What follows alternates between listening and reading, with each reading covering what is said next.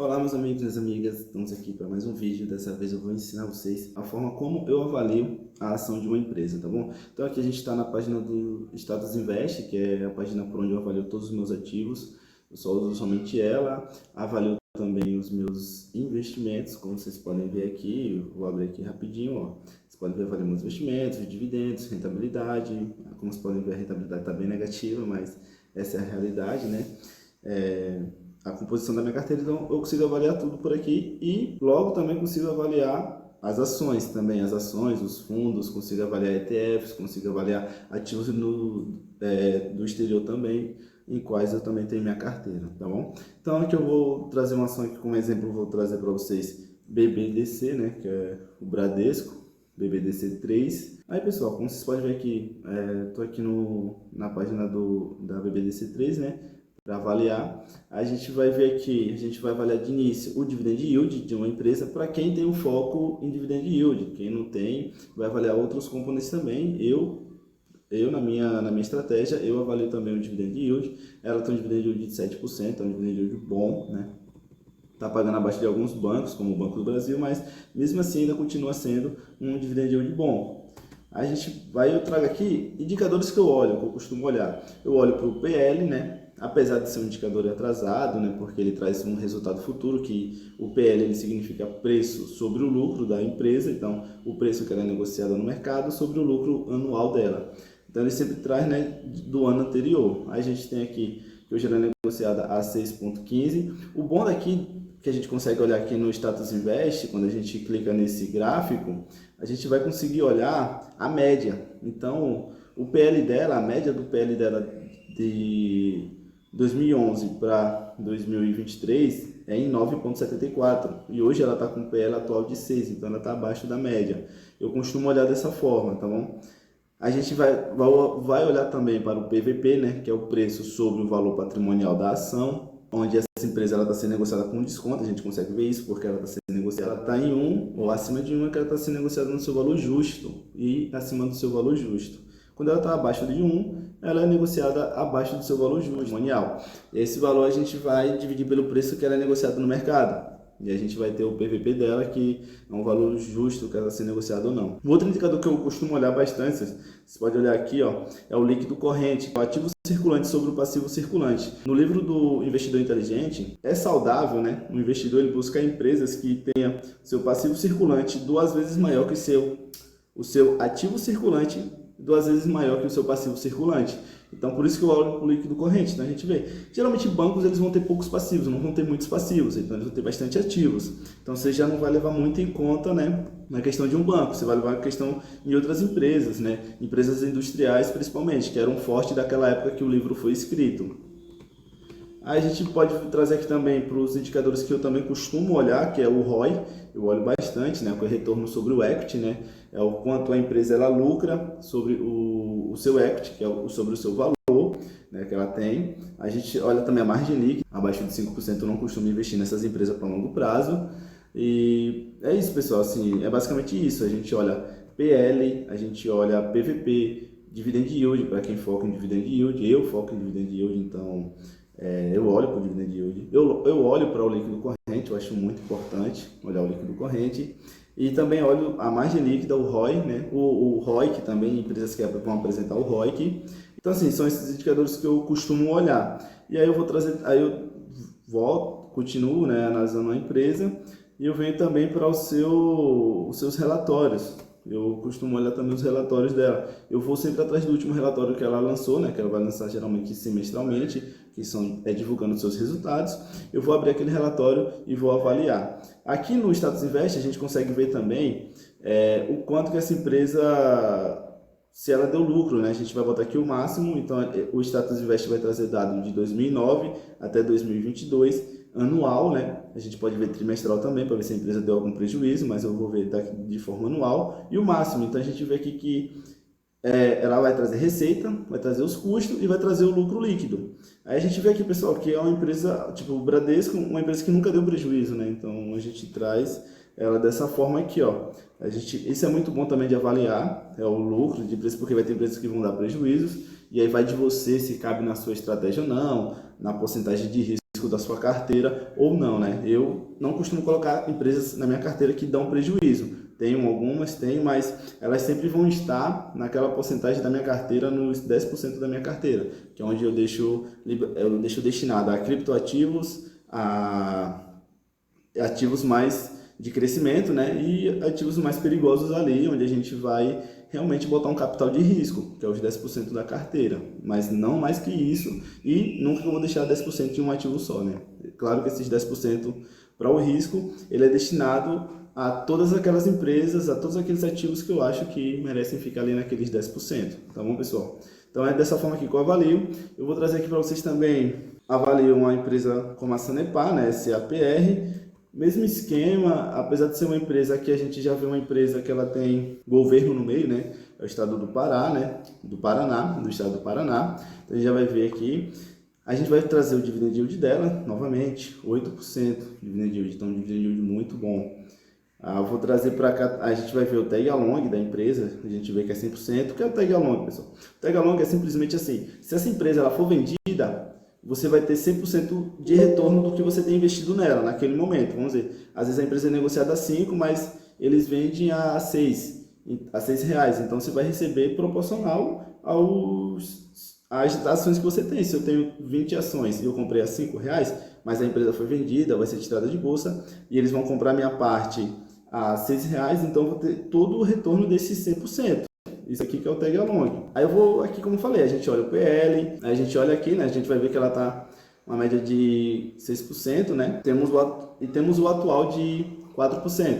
Então também muito, ela tá abaixo do seu PL que ela costuma, né, a ser negociada a média do seu PL. Então também é bom a gente olhar para isso. Isso mostra que a empresa está sendo negociada barata. Apesar de ser um dado passado, traz para a gente que ela está sendo negociada mais barata do que o normal, entendeu?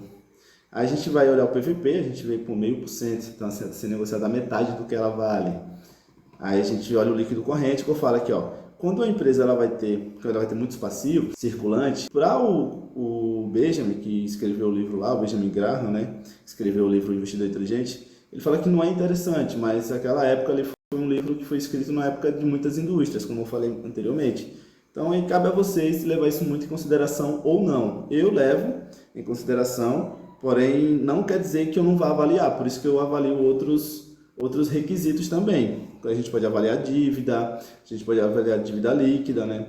Então esses aqui são alguns indicadores, né? A gente avalia o ROI, olha a margem dessa empresa, 20%, então é uma margem muito boa, muito boa. Apesar dela ter uma dívida sobre o seu EBIT, né? De 2%, duas vezes a mais a dívida líquida dela, mas ela tem uma margem líquida de lucro de 20%. Aí a gente traz. Outro indicador que é importante você olhar é a dívida líquida sobre o PL. Esse PL aqui, no caso, é patrimônio líquido da empresa. Então a empresa ela vai ter um patrimônio líquido, né?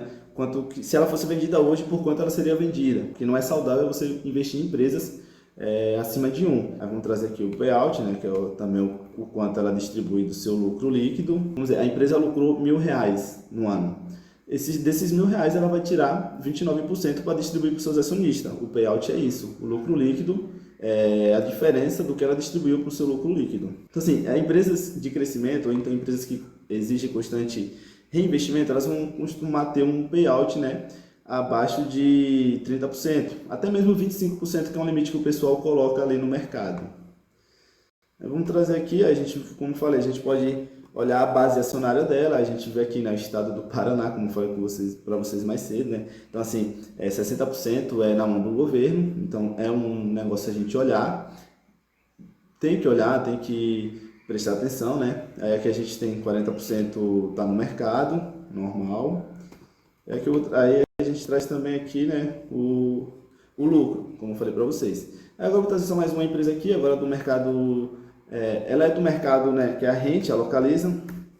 Ela é do mercado de turismo, também do mercado de aluguel de carro, porque o turismo também, o aluguel de carro no turismo, né, em épocas de alta temporada também aumenta bastante, né?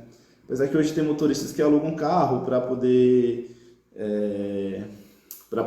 trabalhar tudinho. Apesar que eu andei conversando com alguns motoristas de Uber, né? Pelo valor do combustível eles não estão mais, não está sendo mais válido alugar carro para poder para poder trabalhar de Uber. Então isso aí já é uma luz que acende para os investidores da Localiza 3, da Localiza, né, que é a rente 3 negociada no mercado, né, no código. Aí, como eu falei, aqui a gente olha para o dividend yield, então aqui a gente vê dividend yield diferente das outras duas últimas, né, que uma era 7 e outra era 8%. Isso aqui a gente vê em 2, porque é uma empresa que está em constante reinvestimento, ela está reinvestindo em crescimento. Ultimamente ela comprou a Unidas, né, ela que é a Locamérica, em seu portfólio, mais um grupo de aluguel de carro. Geralmente ela costuma comprar outras empresas, para realmente ficar forte no mercado. Hoje ela compete somente com a Movida. As outras empresas que estão são delas, a Unidas e tem a Rente também, se eu não me engano, que é uma outra locadora. Se eu não estou enganado, mas tem uma outra empresa que ela também comprou antes de comprar a Unidas, né? Que são várias empresas também já juntas ali. A gente vai ver aqui, ó, o PVP e CVI. Essa é a diferença de uma empresa que já é estável, como o Bradesco e como a Sanepar, são empresas mais estáveis, né? Para uma empresa que está em crescimento. Olha o PVP, a diferença. O PVP dela, o preço que ela é negociada, ela é 2 vezes o seu valor patrimonial. Então, essa é uma empresa que vai sofrer com a alta da inflação, a alta de juros, porque ela vai repassar isso, vai conseguir repassar, mas ela sofre no mercado porque ela tem que dar um retorno maior para os investidores, para poder valer o risco, o qual risco você está passando com ela, entendeu?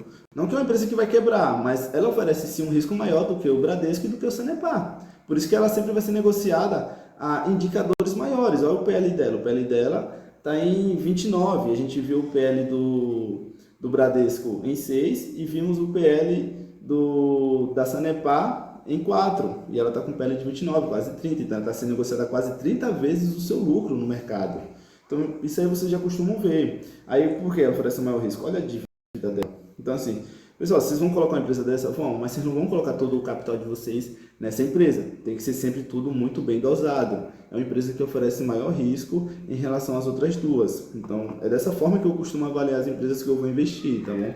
Eu costumo olhar esses indicadores, aí a gente olha aqui o líquido corrente, ela já está perto de 1, então, tipo, os seus ativos está pagando os seus ativos está pagando os seus passivos na conta ali, sem sobrar nada, né?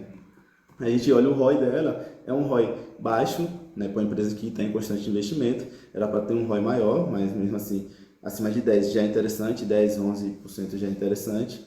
Uma margem líquida acima de 10, também bastante interessante já, uma margem muito boa.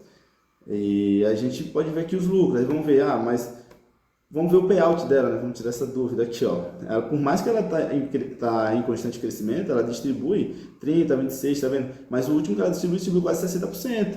Já não é uma característica de empresas que estão, né, crescendo. Elas não costumam distribuir todo esse valor.